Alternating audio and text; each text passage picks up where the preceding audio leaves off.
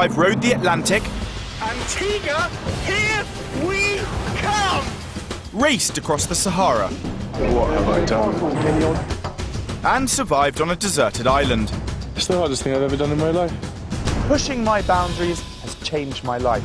Now I'm on a mission to help 5 people change theirs. I'm Ben Fogel, and this is Extreme Dreams. Each week, I'll lead my team of would-be explorers on the trip of their lives as we pit ourselves against the world's most extreme environments. No breath at all. My heart's banging. We'll be pushed to our physical limits, and emotions will run high. And how the hell would we have found you, to be quite honest? I'll sit there laughing. And for those who rise to the challenge, life will never be the same again.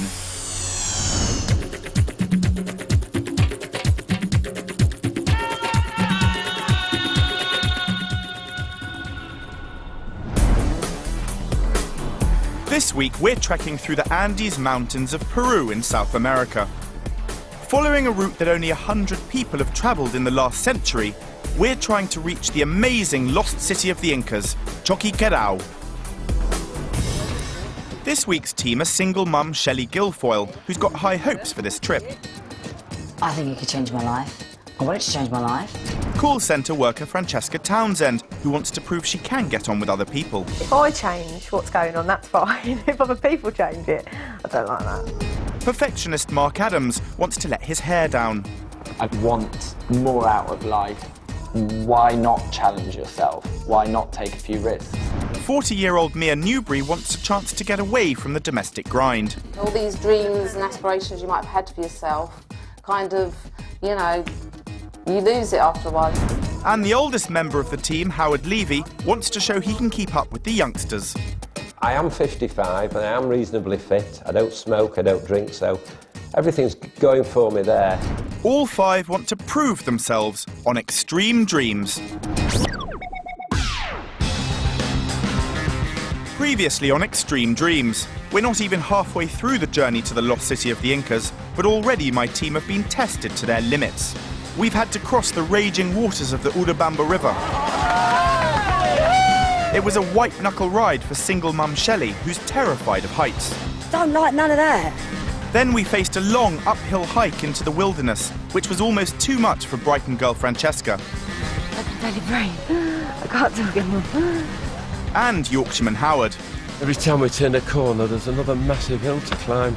But we battled on against the rough terrain and ravages of altitude sickness to conquer a 5,000-metre mountain with the most extraordinary views. If my dad, God rest his soul, was alive today, he'd be very proud. But our ordeal wasn't over yet. Don't look. The descent down the other side paralysed Shelley with fear. She's hysterical with fear right now. We're all scared. And later, we discovered one of the team was nowhere to be found. Mia! Mia! Mia! Mia! Mia's been missing for over an hour now, and everyone's getting worried. We've made the gut-wrenching decision to move on from where we last saw her. We're desperately hoping she's at the spot where we're meant to meet our guide, Pepe. It was really irresponsible of Mia. There was a lot of other people there, and we were a team, and we were a family. And if she'd have been in our position, worrying about somebody, she'd have felt the same. And it was really a very upsetting time. Mia! We were kind of yelling and looking, but no response. And that's when the panic started setting in, and I thought, what the hell are we going to do? What happens if we do walk back to the camp and Mia's not there? We've just left her. And you couldn't help but think, if she tripped or fell, or were there animals that could do her any harm? All of those sorts of things came into play. I felt scared for her. Coming down through the rocks, we finally catch sight of her. Mia hasn't fallen into a ravine. She hasn't been attacked by wild animals. She's been doing a spot of bird watching. I thought we had to wander off alone and look for birds. Yeah, but not walk over here. Well, I We've been sitting there for an hour. We've just been sitting waiting for you. Where did you go? I think we need to probably sit down and work out what we're going to do in this situation. Please don't walk off again, because we were genuinely worried about you. I was really angry at her. At the time I thought she was really irresponsible, and I thought I just felt the whole attitude was a bit childish. First concern was your welfare. I've got nothing else. Worried to death about you. Even when we found her and told her what we thought, she wasn't that perturbed. In a strange forest with horrible insects and all sorts can go wrong. We were worried, you know, we're a team. You know what to expect. I'm a survivor. She couldn't see what all the fuss was about. She said, don't worry, she says, I'm a survivor, I'm a loner. She is, in your back garden, but not in a strange place. And yes, that was one of the very worrying times of the trek. And how the hell would we have found you, to be quite honest? I'll sit there laughing. I'll make some noise if there was any problems. All you have to say is, look, I'm going ahead, don't panic. Yes. If you don't find me, I know where we're going. I'll And explain that's to you the route, fine, and we'll leave then it's you. clear. I don't worry about you, don't worry about me. Like you in a minute. Once again, Mia's broken one of the cardinal rules of trekking in the wilderness. You never leave the group, because if you do, you put everyone at risk. At this stage in our journey, a full-blown row could tear the group apart. Mia's defiant attitude just isn't building bridges, so I step in. How are you doing? You had everyone pretty worried there. Seems I did. Yeah. Do you think they'd be that worried? No. I haven't got any inkling that they would be worried about me at all, no. Why not? Well, because I don't think we gel. I think it's the opposite of gel, grind. She is acting a bit like an irresponsible child, just walking off on her own, not telling her where she's going. Any decent adult would know that when you're in the middle of Peru, even where you are, you're going to tell someone what you're going. And I have no idea what snakes they have here, but to turn around and say I'd shout if I got bitten by one, I mean, what a ridiculous thing to say. So I suppose the big question is, we've got quite a few more days. We're out trekking, you know, we're probably about a quarter of the way there. What now? Yeah, I can't wait, you know. No, but in terms of the group. Oh. Well, yeah, this might bring us a little bit closer, you know. I understand that they care about me a bit more, you know. Do you think you can reciprocate that? Or try to? Yeah, yeah.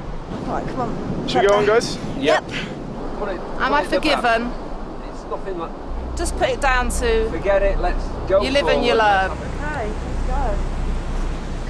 We just have to move on, but tension in the group is still simmering.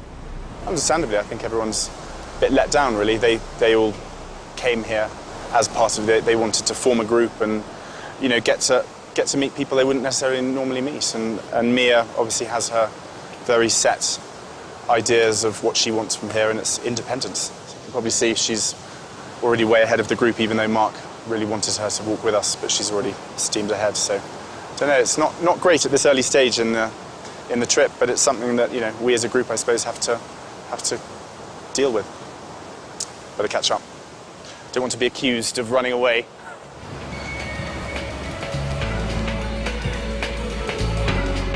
Today is day 5 of our journey to Choqquequirao. We've got to cross 8 miles of some of the most inhospitable terrain in the world to reach our next camp at Yanamar village. If we make it, we'll be halfway to our goal to find the lost city of the Incas. Pepe, our guide's been ahead to check the path. He's come back for us, and he doesn't look happy. We will arrive to camp very late. I hope you have your flashlights, your torches with you. We have to keep on moving a little bit faster. All right? Yep. Okay. Right, so 7 miles to go. We'd better get on with it. Keep on running. Keep on hiding. One fine day I'm gonna be the one to make you understand. Well done. Oh, Now on to that next one. Be your man.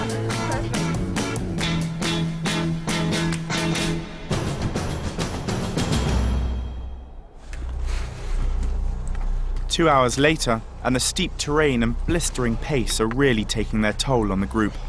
We stop for yet another breather. This is a killer. This is worse than yesterday. All having breathing difficulties and everything. So now, I think we should just slow down. And Harold's really feeling it. I feel so sorry for him. You can't keep up with the others at all. You shouldn't try, Harold. That's why you've done yourself in. Luckily Ben's carried all my gear. Otherwise I don't know what I'd have done. Pepe predicted 10 o'clock tonight. I predict probably midnight at this rate. And I do fear that Howard's really, really feeling it. I'm actually a bit concerned about him, which is why I'm always staying at the back, just keeping check. We struggle onwards, but the punishing terrain is pushing Howard to his limit. I've never done anything in my life as difficult for me as this. How are you feeling? Balance was my biggest problem, and it bothered me intensely that I wasn't going to keep up the pace. I couldn't do it quickly, just couldn't do it.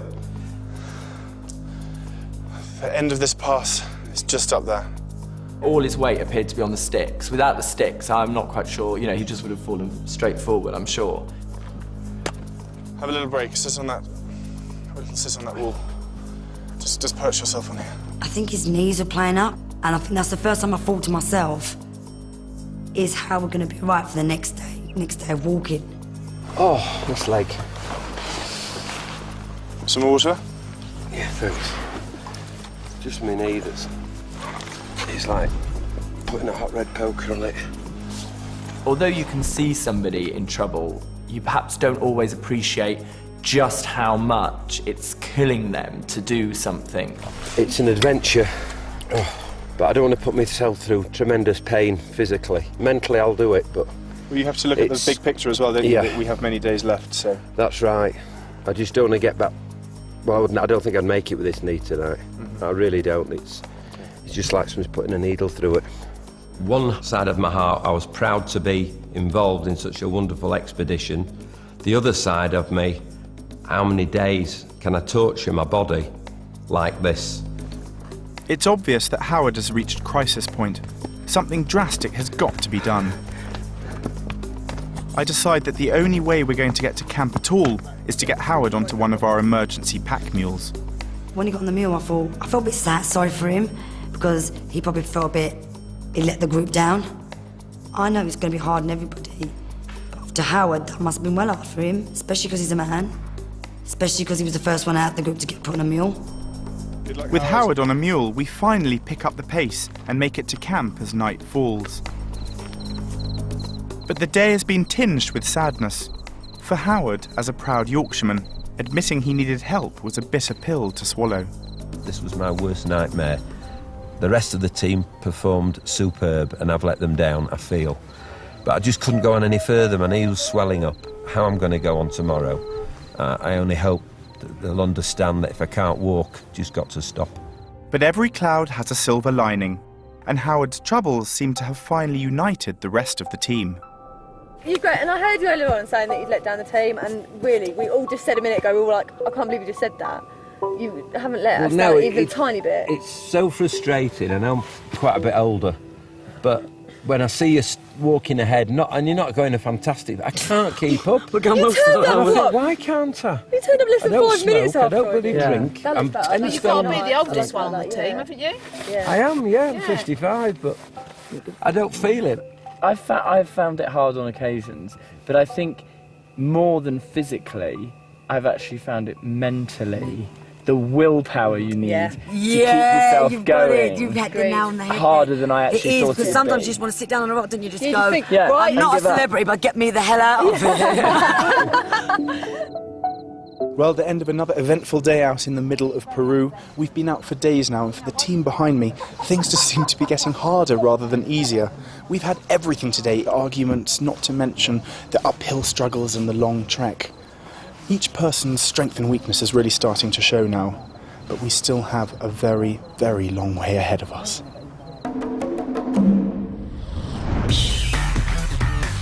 Still to come on the fourth leg of our journey to find the lost city of the Incas. Horses provide welcome relief for Howard, but one man's rescue pony is another girl's nightmare ride. So I used to be scared of walking, and now I'm even more scared on top of a donkey. Howard faces a difficult decision. Got to weigh up the pros and cons. If I go back, at least I know I'm going to go back in one piece. And Francesca blows a fuse. Dude, please stop filming me, I will smash that at your face. Ahead of us today is a 3,000-foot climb up a precipitous trail carved through the cliffs of the San Juan Pass. It's another 8-hour trek over 12 kilometers, but the tiny path snakes round towering cliffs and has drops that are enough to make your head spin. Well, we've got a new stage of the trip now. We're going to get on horseback for a couple of hours because the terrain is very steep and we're running behind time a little bit. It's the first time I've seen Howard with a smile on his face for days. I grabbed it and put my arms round, and nobody would have prized that horse away from me. I never thought I'd be so happy to sit on a horse. That was a wonderful feeling. But for Shelley, who suffers from vertigo, I feel sick. even sitting on the back of a donkey is an ordeal. Just trust your donkey. I didn't even get given a mule, I got given a donkey. And it literally looked like the one out of Shrek. So I was like, oh my God. It's like I used to be scared of walking on the mountainside. Now I'm even more scared on top of a donkey, on top of the mountainside. I just feel sick all the time. I feel like I'm going to get a panic attack all the time. It's not like I control it. I feel like I'm not controlled, like I can't control things. Oh, I just feel really bad. Unfortunately for Shelley, this path is steep, high and incredibly narrow. And it's getting steeper, higher and narrower by the second. Oh, I can't do this today, I'm walking. Put your feet forward so you're resting Oh in my your God, spirit. it's getting sick. I want to get off. It's all right. To make matters worse, the weather's closing in on us. Visibility is extremely poor, but you don't need to see it to know that inches away, the mountainside plunges thousands of feet down. You could die if you went 1 millimetre too far to the right. And you weren't going to survive. And let's face it, even if you survived and you were at the bottom with all your bones broken, you're going to have died by the time they get help to you because you're in the middle of absolutely nowhere. What a morning. This is what we call extreme horse riding. You can probably see the drop below is about 1,000 feet probably, and that's not even the depth of it. Over there it's even further. We've dismounted the horses so that we can continue on foot until it's safe to get back on them. But we obviously have a very steep down to come, and I think all of the team are feeling pretty nervous about it all. I hate this. I'm so scared, and every day it's getting worse and worse for me. It's just terrible. My foot got caught in a big, massive tree. My donkey shot off. My leg was caught back. Made all the other horses want to go faster. Then the stirrup got ripped off the donkey. And then on top of that, it's all on top of a mountainside. Anyone that has a fear of heights like she does, this is your worst nightmare. I mean, you know, I'm not particularly worried about heights as I'm standing close to the edge, but I have to say there's been a few times when my heart has gone into my mouth and I've just thought, I can't believe we're doing this.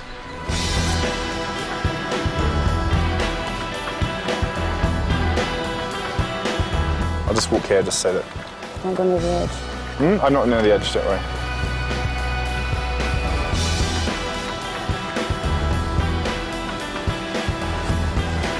Shelley's happier back on 2 feet, but for Howard, the pain he's feeling struggling over this rocky path is obvious. The situation with Howard is once again critical.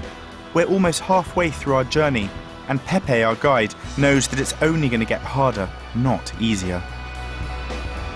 We're in the point of no return.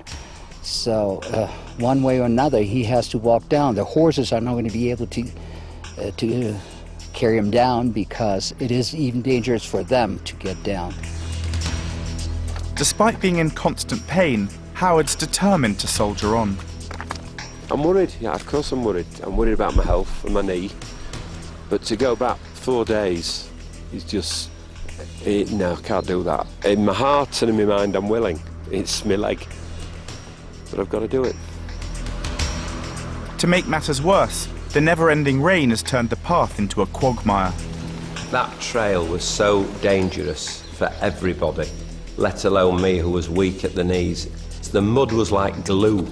You've no idea of the physical and mental torture. So just to let you know what Howard has ahead of him, see the little peak above the clouds there? That's what we have to cross tomorrow.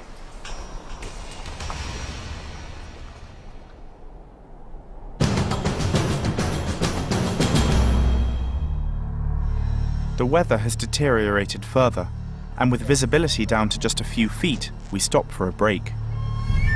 But for Howard, it's no longer a matter of a few minutes' rest. At this point, it just looked like his eyes were him, but everything else was just completely foreign, and it was just, he was pale and obviously absolutely, totally exhausted. It's clear to us all that Howard won't be able to keep going at this pace and in these conditions unaided.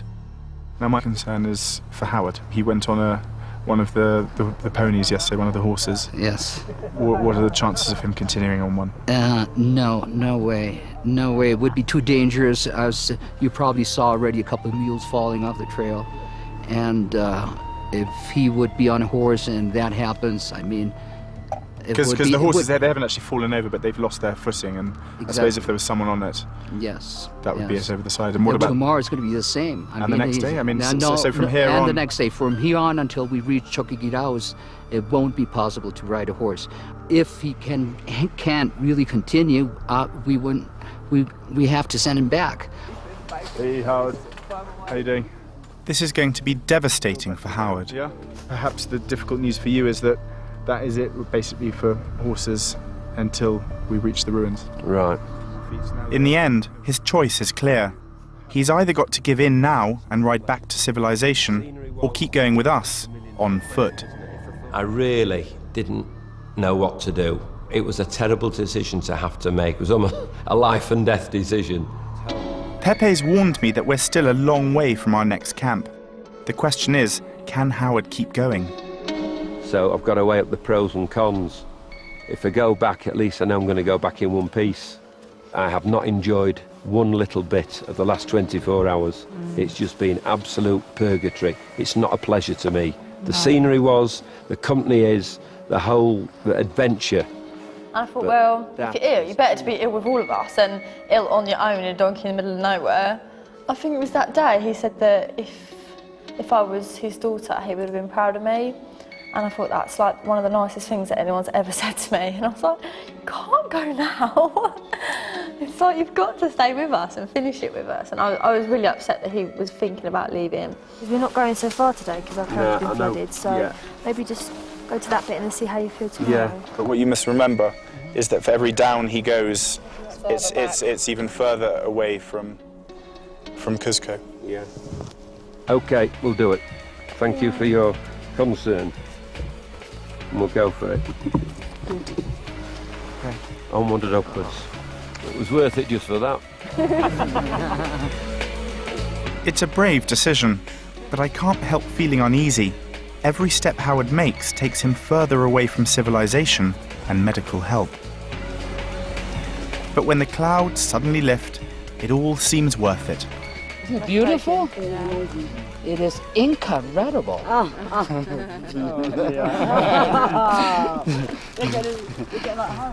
The land of the Incas is beautiful by daylight, but as darkness falls, the mountains seem much more threatening.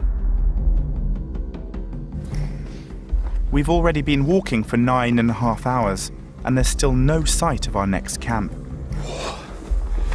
Treks and adventures really are about highs and lows. And boy, have the team had them today, both metaphorically and physically, from the highest peaks to these mud-strewn valleys that we're trudging through now with thick, gloopy, smelly mud that's sticking to our bodies. The team have done fantastically well. Francesca, with her rucksack full of mini-skirts, hasn't complained once.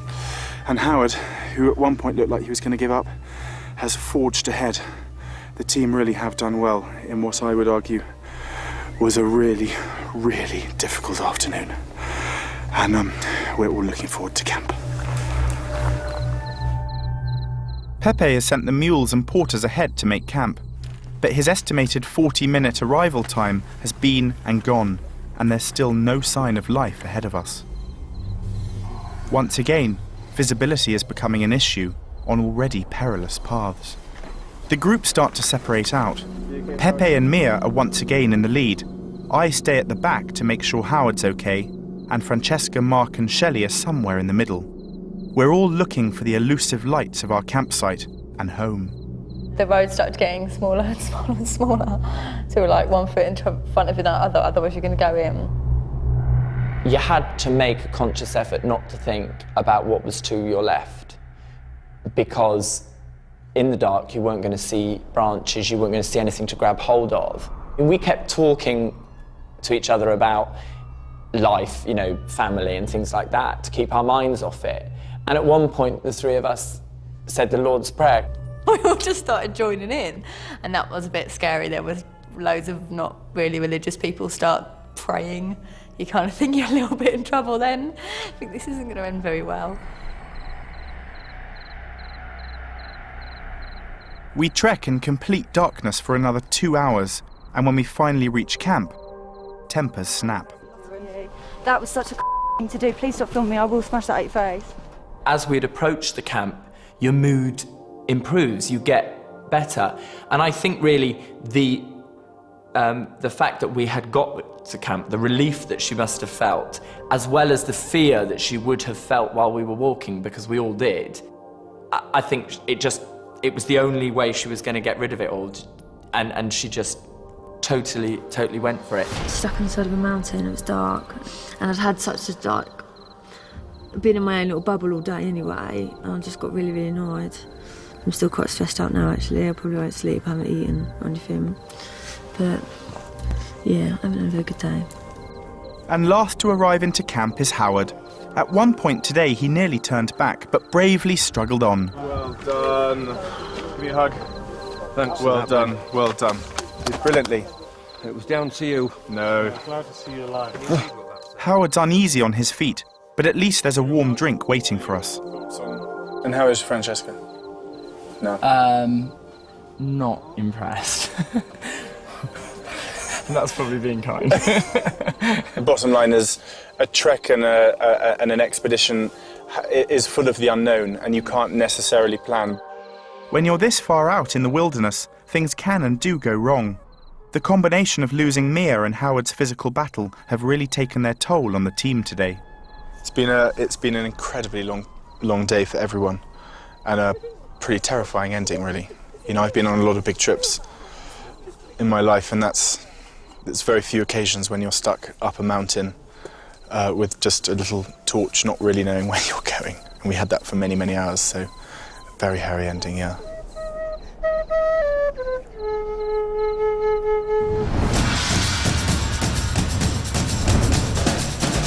Coming up on tomorrow's programme, Howard's health dramatically deteriorates. The worst part is that Howard is worse. He's losing too much fluids. It could kill someone here. And we face a critical decision. This is an emergency situation now. It's getting kind of, the longer we leave it, the worse it becomes.